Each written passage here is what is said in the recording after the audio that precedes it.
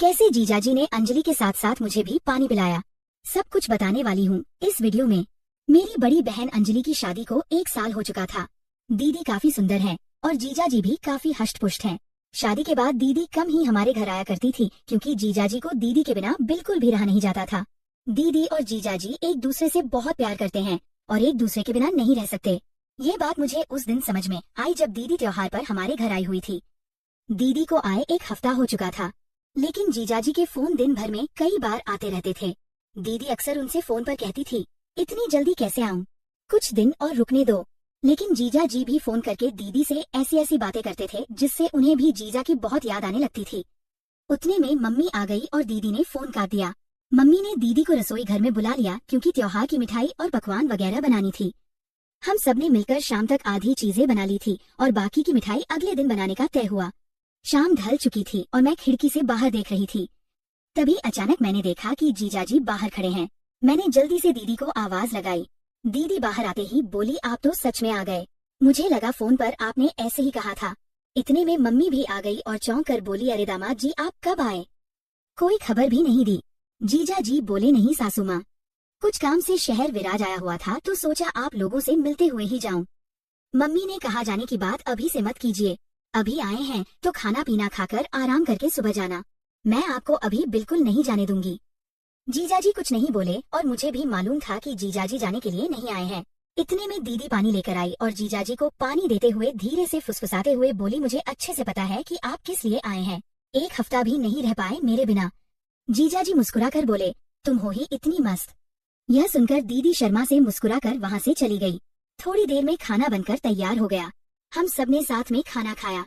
जीजाजी का बिस्तर बगल वाले कमरे में लगाया गया था और सबको अब सोने की तैयारी करनी थी। मम्मी पापा लोग अपने अपने कमरे में सोने चले गए, लेकिन मैं, दीदी और जीजाजी अब भी सोफे पर बैठे टीवी देख रहे थे। जीजाजी को नींद आने लगी तो वह बगल वाले कमरे में सोने चले गए। थोड़ी देर बाद जीजाजी ने कमरे से आवाज लगाई, अंजलि पानी चाहिए।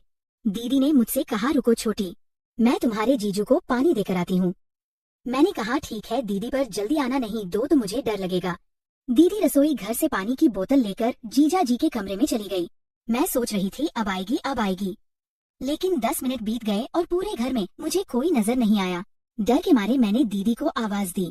थोड़ी देर में दीदी कमरे से बाहर आई। उनकी साड़ी थोड़ी अस्त व्यस्त थी, बाल बिखरे हुए थे और सांसें तेज चल रही थी। मैंने घबरा कर पूछा, दीदी इतनी देर क्यों लगा दी, मुझे डर लग रहा था। दीदी ने हंसते हुए कहा, अरे वह कुछ नहीं, तुम्हारे जीजू को बहुत प्यास लगी थी, इसलिए पानी 3:05 देने में थोड़ा समय लग गया। इतने में जीजाजी कमरे से बाहर आए और बोले, अरे मेरे फोन की बैटरी खत्म होने वाली है, क्या तुम मेरे लिए चार्जर ला दोगी?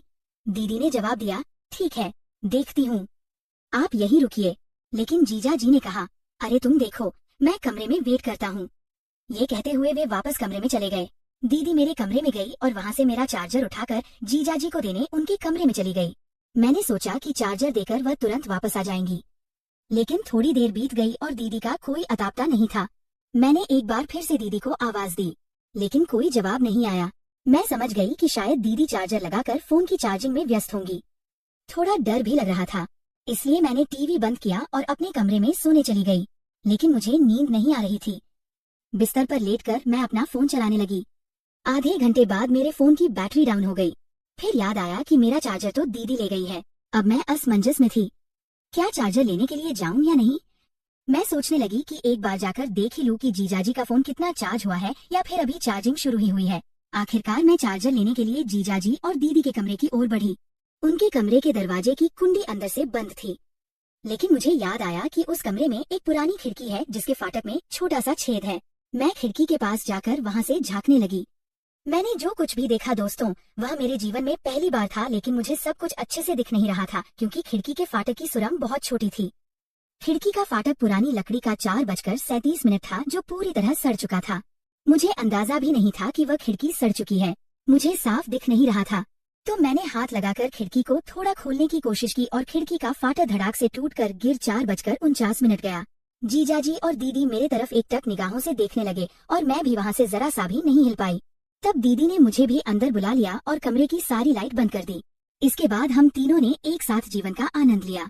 अगर आप डिटेल में जानना चाहते हैं कि हमने कैसे क्या क्या किया तो कमेंट में पार्ट 2 लिख दीजिए। जिसके बाद आगे जो हुआ वो मैं पूरे विस्तार से अगले वीडियो में बताऊंगी। तो आने वाली